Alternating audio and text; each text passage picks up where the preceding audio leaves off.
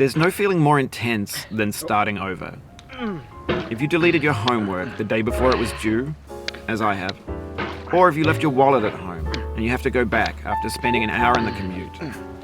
If you won some money at the casino and then put all your winnings on red but it came up black.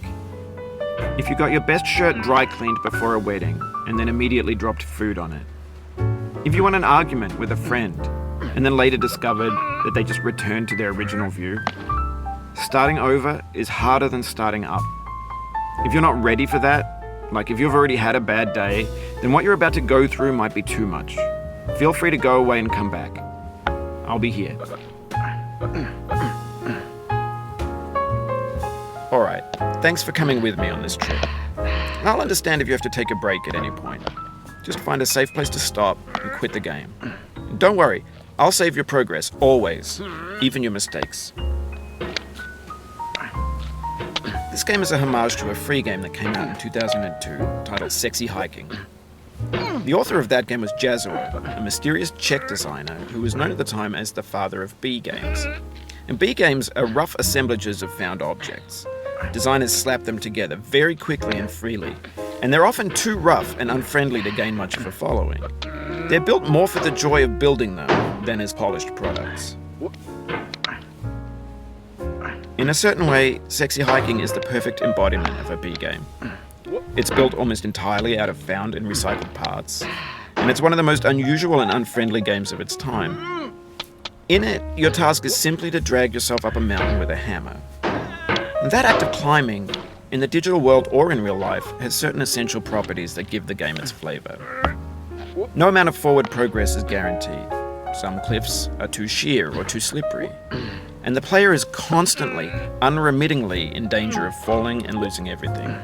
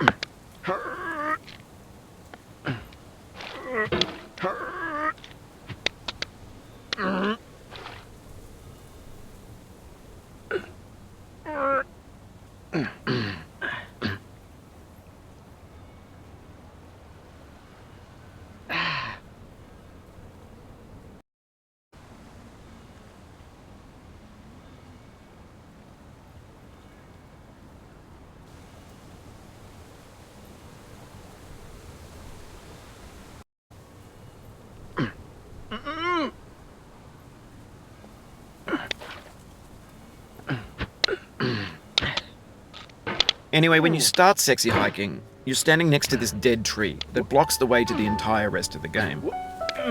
It might take you an hour to get over that tree, and a lot of people never got past it. You prod and you poke at it, exploring the limits of your reach and your strength, trying to find a way up and over. And there's a sense of truth in that lack of compromise. Most obstacles in video game worlds are fake. You can be completely confident in your ability to get through them once you have the correct method or the correct equipment or just by spending enough time. In that sense, every pixelated obstacle in sexy hiking is real.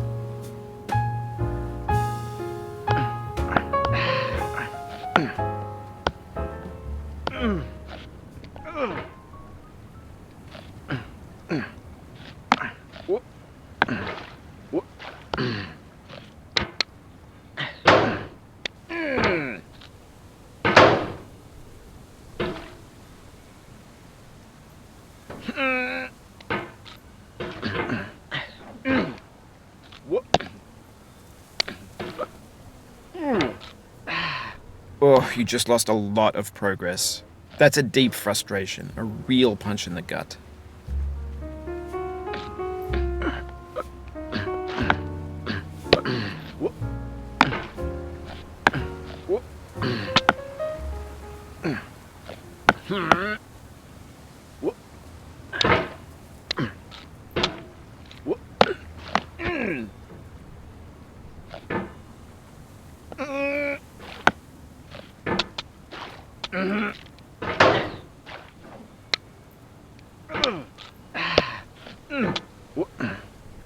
Oof, sorry about that.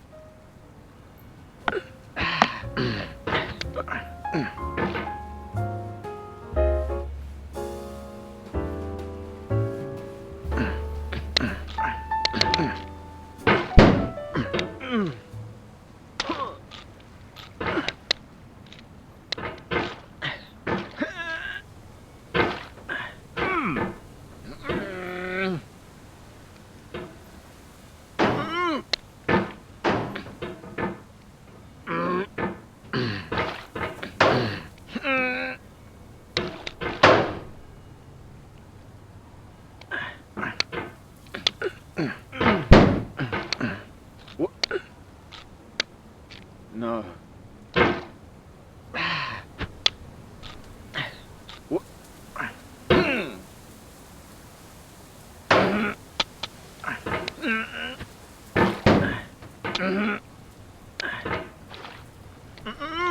If you need to take a break, it's okay. I've saved your progress.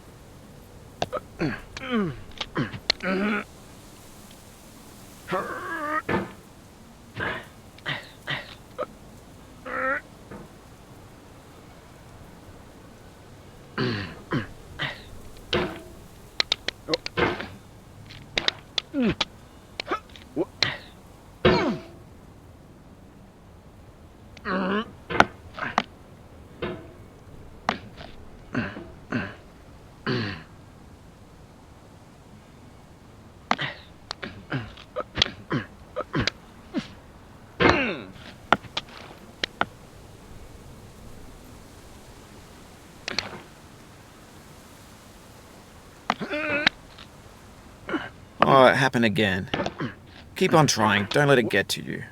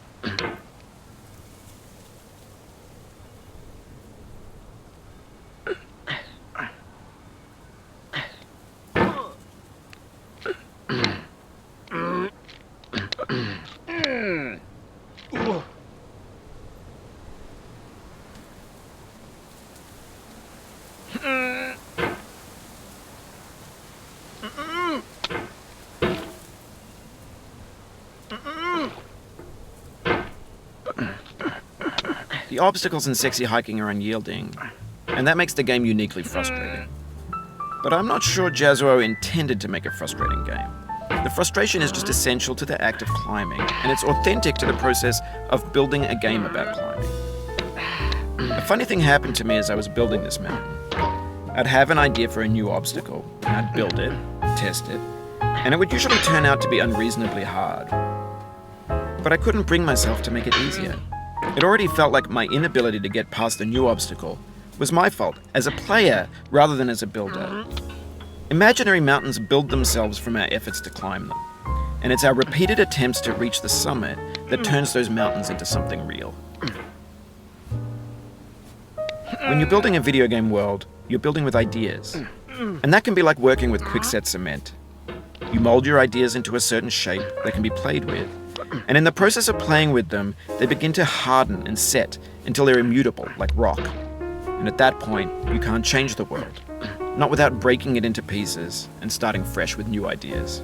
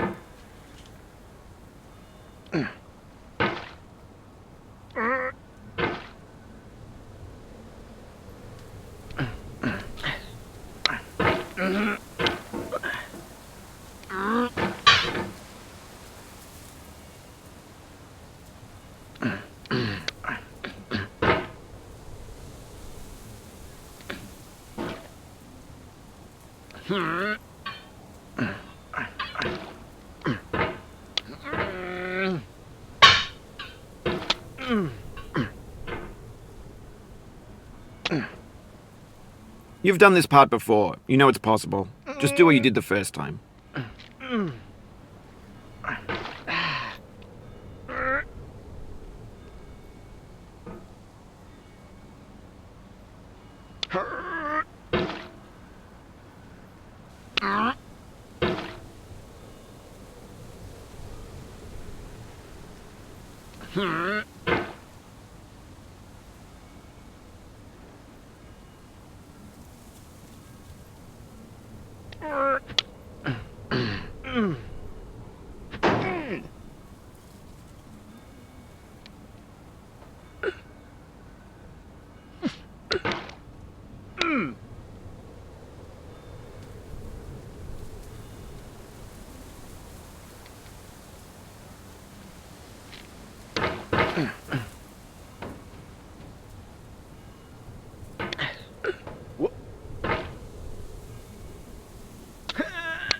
For years now, people have been predicting that games would soon be made out of prefabricated objects, bought in a store and assembled into a world.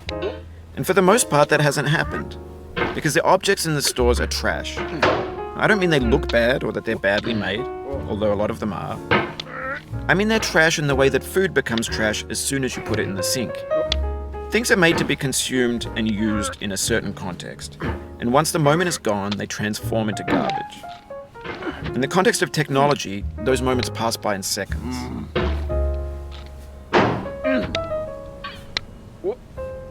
Over time, we've poured more and more refuse into this vast digital landfill that we call the internet. It now vastly outnumbers and outweighs the things that are fresh and untainted and unused. Trash culture. B games, B movies, B music, B philosophy.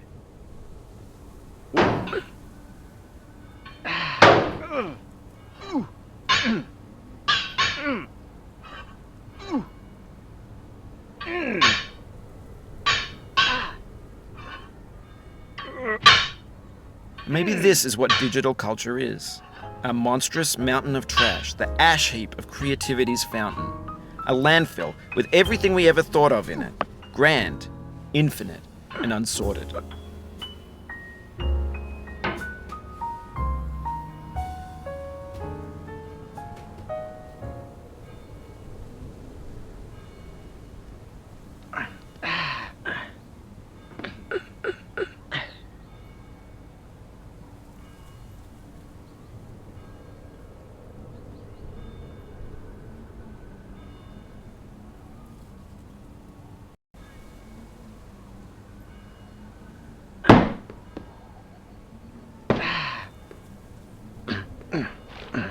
There's 3D models of breakfast, Gen X's fanfic novels, scan magazines, green screen Shia LaBeouf, banned snuff scenes on LiveLeak. Facebook's got lifelike bots with unbranded adverts and candid shots of Kanye and Taylor Swift mashups, car crash epic failed GIFs, Russian dashcam vids, discussions of McRibs, discarded, forgotten, unrecycled, muddled, rotten, untitled.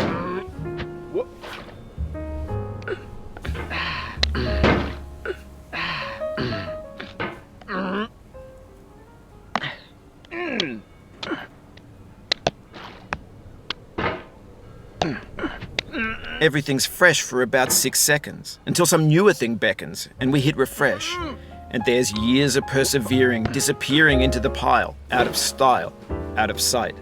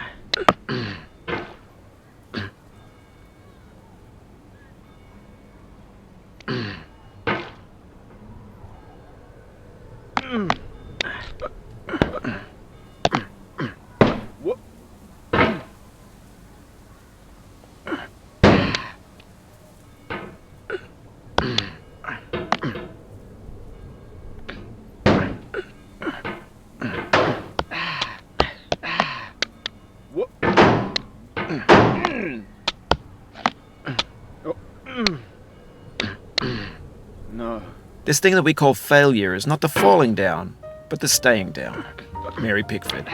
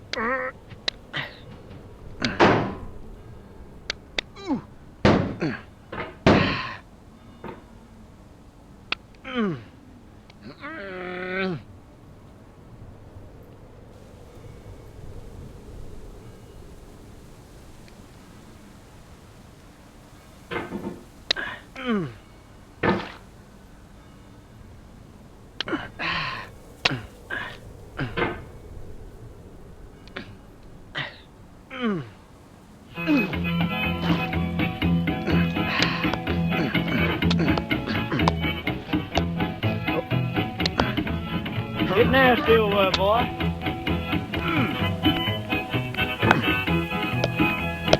Going down the road feeling bad. I'm going down the road feeling bad. Going down the road feeling bad, and I ain't going to be treated this way.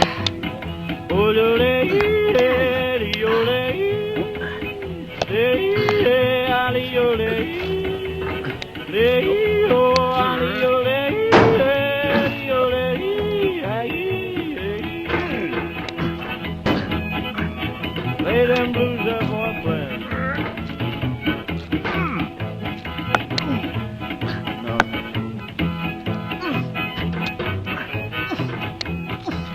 Down in the jail on my knees. I'm down in jail on my knees. Down in jail on my knees, and I ain't going to be treated this way. They feed me on cornbread and cheese. They feed me on cornbread and cheese. They feed me on cornbread and cheese, and I ain't going to be treated this way.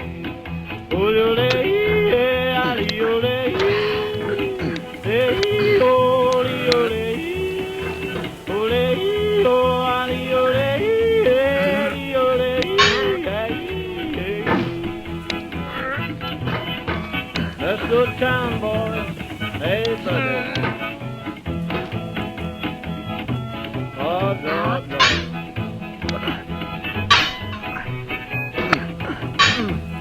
$10 shoe fits my feet. A $10 shoe fits my feet. $10 shoe fits my feet, and I ain't going to be treated this way. Going where the weather suits my clothes.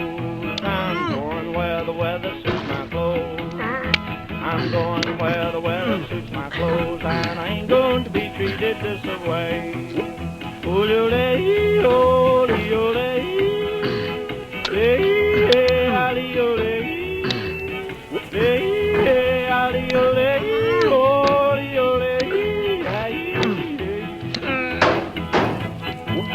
Turn down, boy, turn down. Hey!